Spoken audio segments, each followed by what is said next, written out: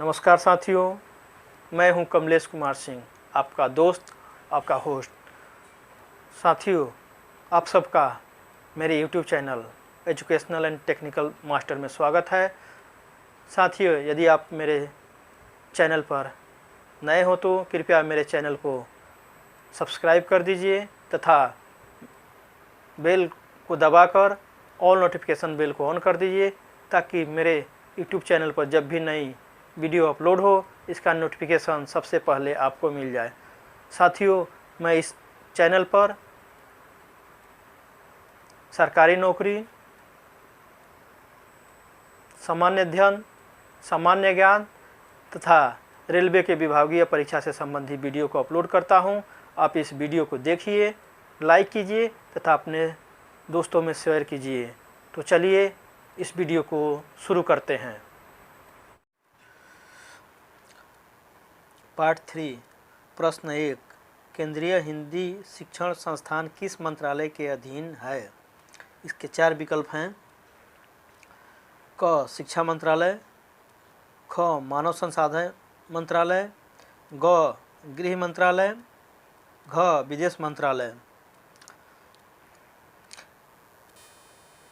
इसका सही उत्तर है ग गृह मंत्रालय।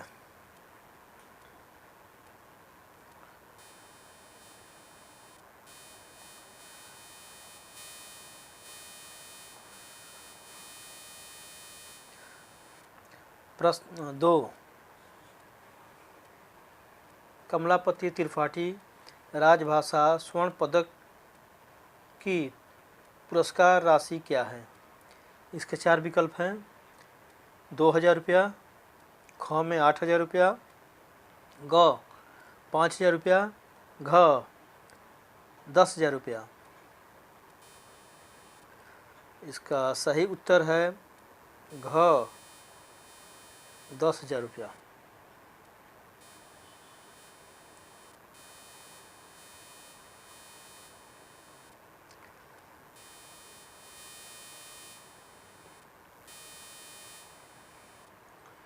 प्रश्न 3, संविधान का भाग 17 किससे संबंधित है?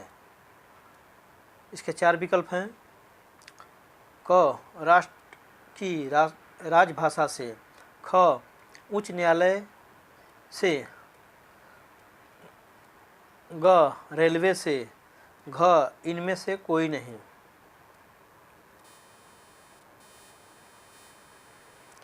इसका सही उत्तर है क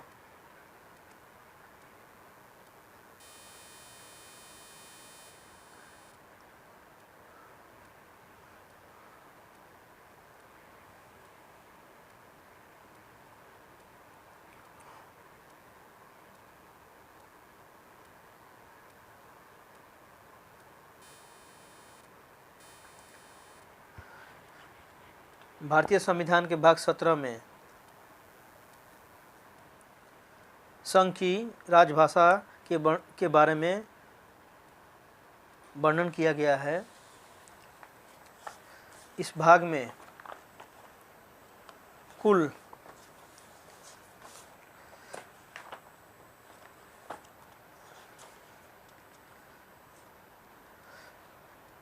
9 अनुच्छेद हैं, जो अनुच्छेद 343 से 351 तक शामिल हैं। इसमें निम्न बातों की चर्चा है। संघ की राजभाषा, प्रादेशिक तथा भाषाओं के विकास आदि के बारे में भी प्रावधान है। अगर इसका डिटेल्स में हम जाएं तो इसमें 343 से 351 अनुच्छेद तक निम्न बातों का वर्णन है। अनुच्छेद 343 में संघ की भाषा है। अनुच्छेद 344 में राजभाषा पर संसदीय समिति एवं आयोग के बारे में बताया गया है। अनुच्छेद 345 में राज्य की राजभाषा या राजभाषाएं के बारे में वर्णन है। अनुच्छेद 346 में राज्य के बीच अथवा राज्य और संघ के बीच पत्राचार की भाषा के बारे में वर्णन है। अनुच्छेद 347 में जन समुदाय की भाषा के बारे में वर्णन है। अनुच्छेद 348 में उच्चतम या उच्च न्यायालयों, संसद और विधानसभाओं में प्रयुक्त होने वाली भाषा का वर्णन है। अनुच्छेद 349 में अधिनियमित करने की प्रक्रिया का वर्णन है। अनुच्छेद 350 में व्यथा निवारण के लिए प्रयोग की जाने वाली भाषा का वर्णन है, जबकि अनुच्छेद 351 में हिंदी भाषा के विकास के लिए निर्देश दिया गया है। अनुच्छेद 351 सबसे महत्वपूर्ण है, जो हमारे हिंदी भाषा के विकास के लिए केंद्रीय सरकार को निर्देश दिया गया है। इसमें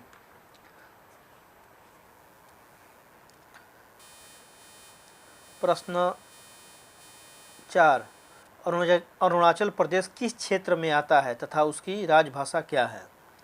इसके 4 विकल्प हैं। क क्षेत्र में हिंदी, ख क्षेत्र में प्राकृत, ग क्षेत्र में अंग्रेजी, ग क्षेत्र में पाली। इसका सही उत्तर होगा ग क्षेत्र में अंग्रेजी। हम अरुणाचल प्रदेश की राजकीय भाषा अंग्रेजी है और वह अरुणाचल प्रदेश ग क्षेत्र में शामिल है। हम जानते हैं कि राजभाषा नियम 1976 के अनुसार हमारे पूरे भारतवर्ष को 3 क्षेत्रों में बांटा गया है। पहला है क क्षेत्र, दूसरा है ख क्षेत्र, तीसरा है ग क्षेत्र। तो अरुणाचल प्रदेश ग क्षेत्र में शामिल है और उसकी राजकीय भाषा अंग्रेजी है, इसलिए इसका सही उत्तर होगा ग।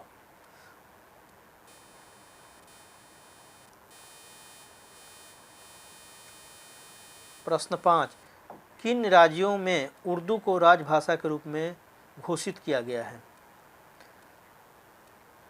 इसके 4 विकल्प हैं। क असम, जम्मू कश्मीर, ख आंध्र प्रदेश, बिहार, ग बिहार कर्नाटक, घ उड़ीसा केरल। इसका सही उत्तर है आंध्र प्रदेश, बिहार। आंध्र प्रदेश और बिहार में उर्दू को द्वितीय भाषा के रूप में स्वीकार किया गया है। प्रश्न के अनुसार इसका सही आंसर ख होगा।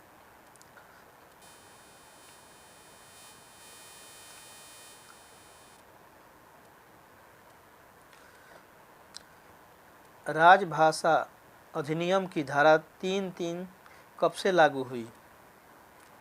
क 26 जनवरी 1950, ख 15 अगस्त 1950, ग 26 जनवरी 1965, घ 10 जून 1963।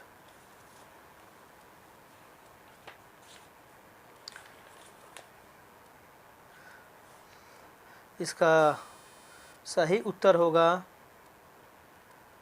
26 जनवरी 1965। ग आंसर सही है। राजभाषा अधिनियम 1963 का कुछ अधिनियम 26 जनवरी 1965 से लागू हुआ था।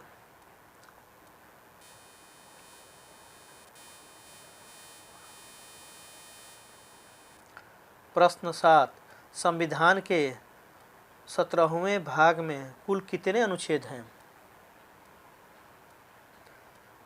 क इसके 4 विकल्प हैं। क 16, ख 10, ग 9, घ 7।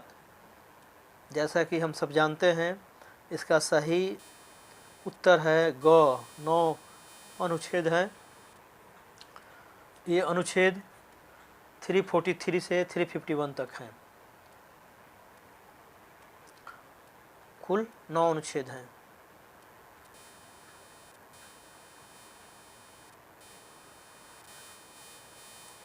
प्रश्न 8, 1973 में गठित पहले रेलवे हिंदी सलाहकार समिति की अध्यक्षता किसने की थी? इसके 4 विकल्प हैं। बीजी खरे, ओम मेहता, ग में ललित नारायण मिश्रा, घ में बीजी पंत। इसका सही आंसर है ग ललित नारायण मिश्रा। प्रश्न में यह पूछा गया कि 1973 में गठित पहली रेलवे हिंदी सलाहकार समिति की अध्यक्षता किसने की थी? तो ध्यान रखना है कि इसका सही आंसर है ललित नारायण मिश्रा। अगर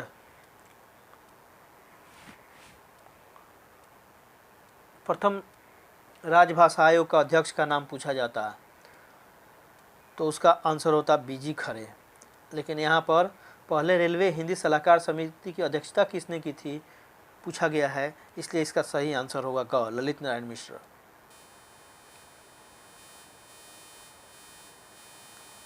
प्रश्न 9, राजभाषा अधिनियम 1963 की धारा 7 का विषय क्या है? इसके 4 विकल्प हैं।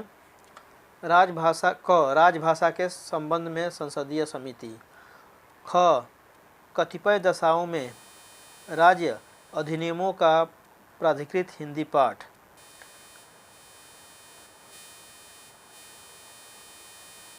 ग उच्च न्यायालयों के निर्णयों में हिंदी या अन्य भाषा का प्रयोग, घ केंद्रीय अधिनियम आदि का प्राधिकृत हिंदी अनुवाद। इसका सही उत्तर होगा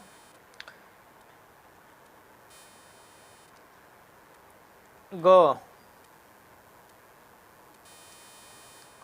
उच्च न्यायालयों के निर्णय में हिंदी या राजभाषा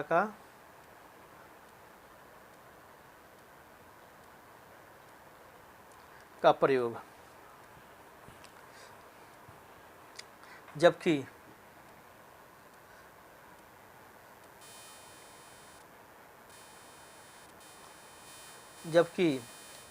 क विकल्प है राजभाषा के संबंध में संसदीय समिति, यह धारा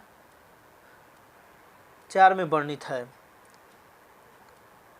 कतिपय दशाओं में राज्य अधिनियमों का प्राधिकृत हिंदी पाठ, जो ख में विकल्प है, वह धारा 6 में वर्णित है।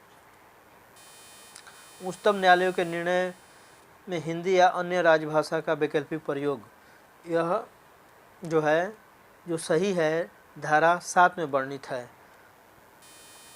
केंद्रीय अधिनियम आदि का प्राधिकृत हिंदी अनुवाद, इसका वर्णन धारा 5 में है।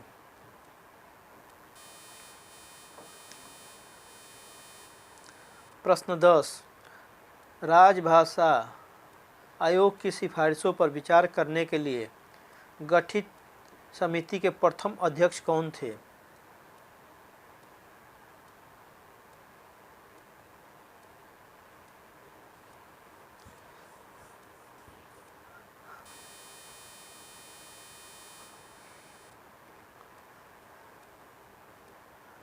इसके 4 विकल्प हैं। बीजी खरे, ओम मेहता, ललित नारायण मिश्रा, बीजी पंत। इसका सही उत्तर होगा बीजी पंत।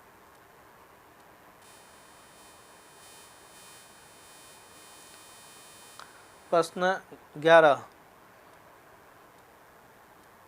रेलवे बोर्ड में हिंदी ब्रैकेट में संसद अनुभाग का गठन कब हुआ?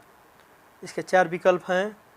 क 1963 ईस्वी में, ख 1960 ईस्वी में, ग 1967 ईस्वी में, घ 1976 ईस्वी में। इसका सही आंसर है ख 1960 ईस्वी में। यह रेलवे बोर्ड में एक अनुभाग का गठन हुआ था हिंदी के लिए, जो 1960 ईस्वी में हुआ था।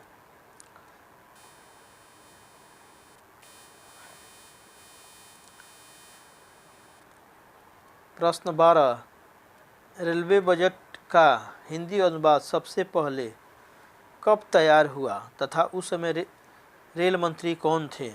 इसके 4 विकल्प हैं। क 1960 श्री ललित नारायण मिश्रा। ख 1956 श्री लाल बहादुर शास्त्री। ग 1963 श्री ओम मेहता। घ 1965 श्री बीजी पंत। इसका सही उत्तर है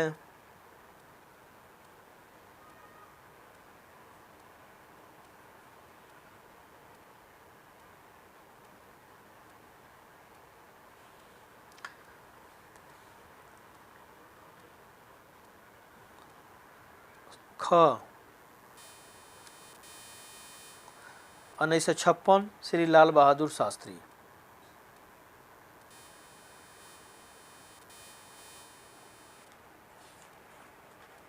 प्रश्न 13, राजभाषा कार्यान्वयन समिति की बैठक कितने महीनों में होती है? इसके 4 विकल्प इस प्रकार हैं। क 3 महीनों में एक बार। ख 6 महीनों में एक बार। ग 2 महीनों में एक बार।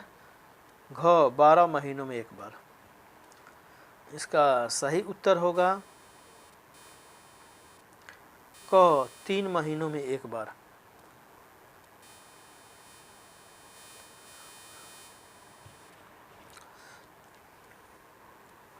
प्रश्न 14, राजभाषा पर वार्षिक कार्यक्रम कौन मंत्रालय तैयार करता है? इसके 4 विकल्प इस प्रकार हैं। क विज्ञान एवं सूचना मंत्रालय। ख गृह मंत्रालय। ग रेल मंत्रालय। घ विधि मंत्रालय। इसका सही उत्तर है ख गृह मंत्रालय। जैसा कि हम जानते हैं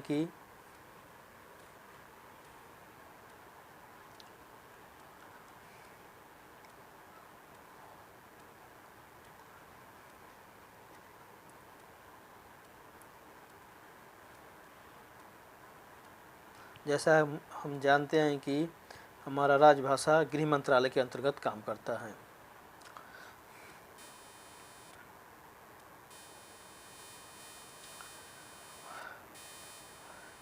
प्रश्न 15, रबड़ का मुहर किस भाषा में तैयार की जानी चाहिए?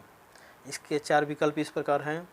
क हिंदी एवं अंग्रेजी भाषाओं में। ख प्रादेशिक भाषा एवं अंग्रेजी भाषा में। ग प्रादेशिक भाषा एवं हिंदी में। घ इनमें से कोई नहीं।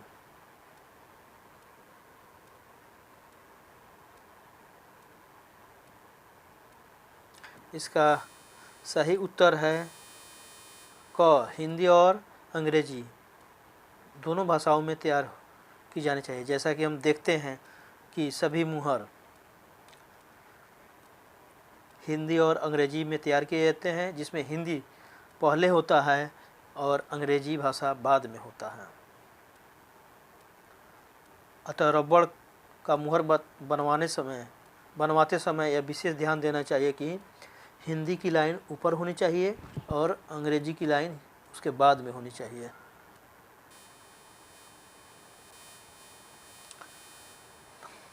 प्रश्न 16, नाम, पदनाम, साइन बोर्ड को किस भाषा क्रम में प्रदर्शित किया जाना चाहिए? इसके 4 विकल्प इस प्रकार हैं। क प्रादेशिक भाषा, हिंदी, अंग्रेजी। ख हिंदी, अंग्रेजी, प्रादेशिक भाषा। ग प्रादेशिक भाषा, अंग्रेजी, हिंदी। घ हिंदी, प्रादेशिक भाषा, अंग्रेजी। इसका सही उत्तर है क प्रादेशिक भाषा, उसके बाद हिंदी, उसके बाद अंग्रेजी। अर्थात जब हम कोई भी नाम, पदनाम, साइन बोर्ड अगर बनवाते हैं तो सबसे पहले हमारे उस प्रदेश की भाषा होनी चाहिए, उसके बाद हिंदी में लिखा होना चाहिए, उसके बाद वह अंग्रेजी में लिखा होना चाहिए। इसका ध्यान विशेष रूप से रखा जाना चाहिए।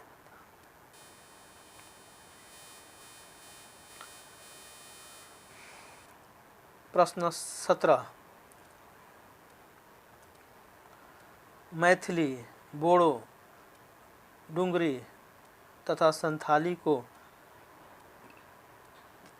कब भारत के संविधान की 8वीं अनुसूची में जोड़ा गया? इसके 4 विकल्प हैं: वर्ष 2005, ख वर्ष 2003, ग वर्ष 2010, घ वर्ष 2007। इसका सही उत्तर है ख वर्ष 2003। इस प्रश्न का उत्तर लूसेंट में 2004 दिया है, जबकि बहुत जगह, ज़्यादातर जगह में 2003 दिया है। इसलिए हम इसका, अगर यह प्रश्न परीक्षा में पूछा जाता है तो हम इसका सही उत्तर 2003 ईस्वी लगाएंगे।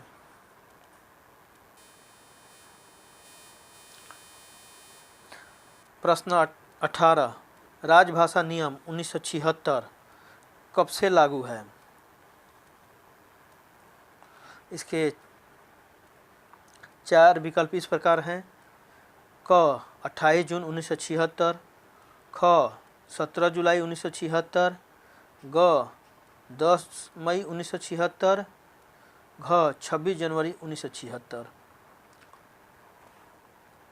इसका सही उत्तर है ख 17 जुलाई 1976, जबकि राजभाषा नियम 28 जून 1976 को बनकर तैयार हो गया था, लेकिन यह 17 जुलाई 1976 से लागू हुआ।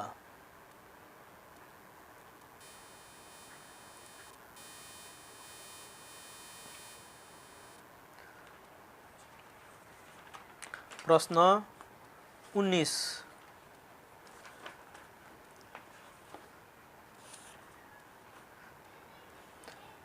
कब दमन एवं दीव तथा दादर नगर हवेली को ग क्षेत्र से हटाकर ख क्षेत्र में जोड़ा गया?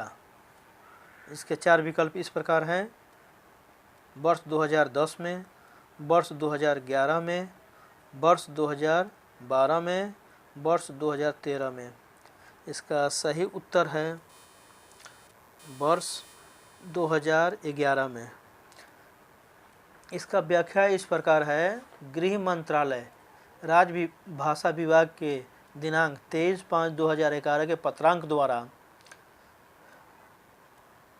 संघ राज्य क्षेत्र दमन एवं दीव तथा दादर एवं नगर हवेली को ग क्षेत्र से हटाकर ख क्षेत्र में जोड़ा गया। तो इसका सही उत्तर होगा वर्ष 2011 में।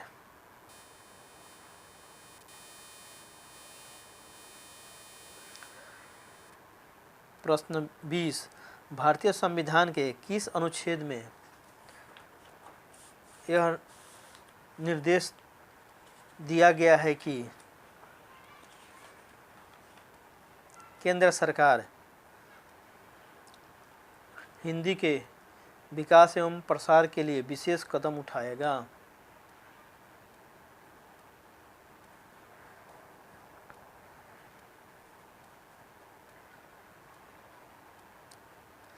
इसके 4 विकल्प इस प्रकार हैं: अनुच्छेद 343, अनुच्छेद 345, अनुच्छेद 348, अनुच्छेद 351। इसका सही जवाब है घ अनुच्छेद 351। इसका व्याख्या इस प्रकार है: अनुच्छेद 343 में संघ की भाषा के बारे में वर्णन है।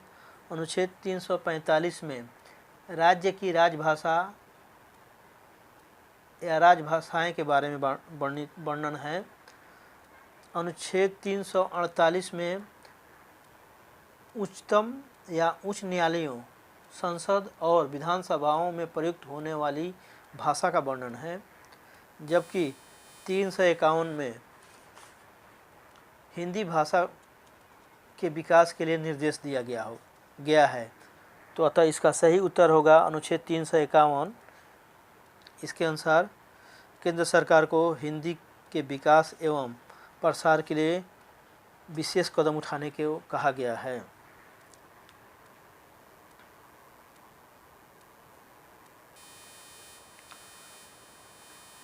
प्रश्न 21, हिंदी माध्यम से संपूर्ण शिक्षा देने वाली कौन सी संस्था है? इसके 4 विकल्प हैं। केंद्रीय हिंदी संस्थान आगरा, ख में है केंद्रीय अनुवाद ब्यूरो दिल्ली, ग में है गुरुकुल कांगड़ी हरिद्वार, घ में है कोलकाता विश्वविद्यालय कोलकाता। इसका सही उत्तर है गुरुकुल कांगड़ी हरिद्वार। कांगड़ी एक जगह है उत्तराखंड में जो हरिद्वार के आसपास है, अतः इसका सही जवाब होगा गुरुकुल कांगड़ी। कांगड़ी में एक गुरुकुल है जो हिंदी माध्यम से संपूर्ण शिक्षा देने वाली संस्थान है।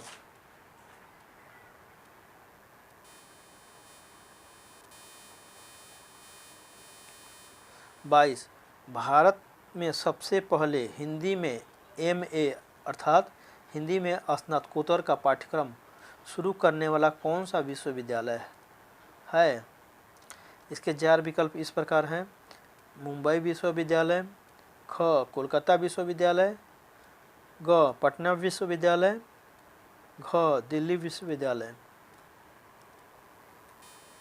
इसका सही उत्तर है ख कोलकाता विश्वविद्यालय सबसे पहले MA अर्थात हिंदी में स्नातकोत्तर का पाठ्यक्रम शुरू करने वाला पहला विश्वविद्यालय था।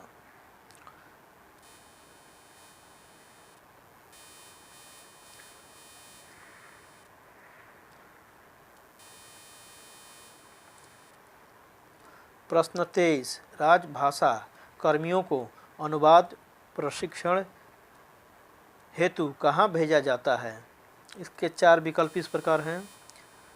क केंद्रीय हिंदी संस्थान आगरा, ख गुरुकुल कांगड़ी हरिद्वार में, ग केंद्रीय अनुवाद ब्यूरो नई दिल्ली में, घ कोलकाता विश्वविद्यालय कोलकाता में।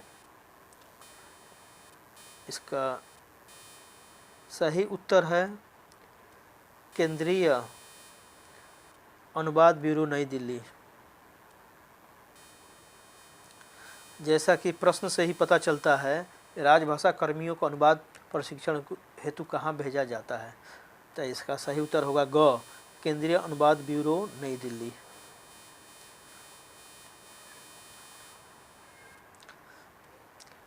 प्रश्न 24, राजभाषा नियम कब बनाया गया? इसके 4 विकल्प हैं। 17 जुलाई 1976, ख में है 28 जून 1976, ग में है 10 मई 1963, घ में है 15 अगस्त 1965। इसका सही जवाब है ख 28 जून 1976। राजभाषा नियम 28 जून 1976 को बनाया गया, जबकि यह 17 जुलाई 1976 को लागू हुआ। अगर प्रश्न में राजभाषा नियम कब बनाया गया पूछा जाता है तो उसका सही जवाब होगा 28 जून 1976।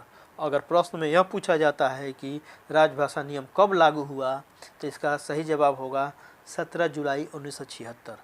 तो यह विशेष ध्यान देने योग्य बात है।